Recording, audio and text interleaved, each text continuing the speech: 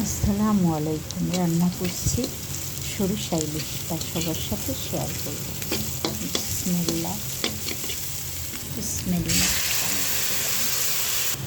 দিয়ে দিব কোয়াটার চামচ আদা রসুন বাটা, 1 টেবিল চামচ হলুদের গুঁড়া, 1 টেবিল চামচ মরিচের গুঁড়া, 1 টেবিল চামচ জিরা ধনিয়ার গুঁড়া,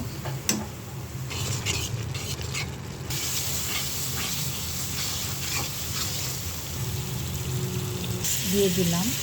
একটু কষিয়ে নেব।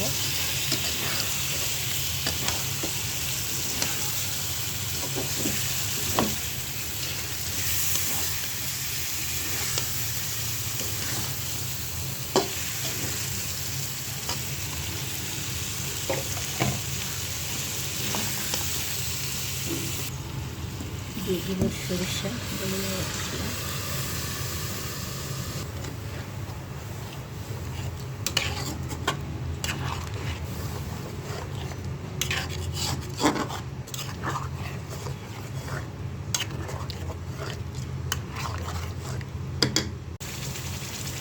উপর দিয়ে দিলাম সরিষার তেল।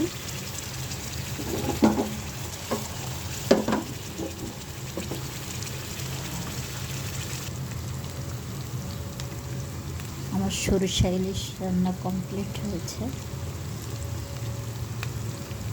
কেমন হয়েছে যদি ভালো লাগে লাইক কমেন্ট শেয়ার করে দিবেন। ইউটিউবে যে দেখবেন সাবস্ক্রাইব করে দিন।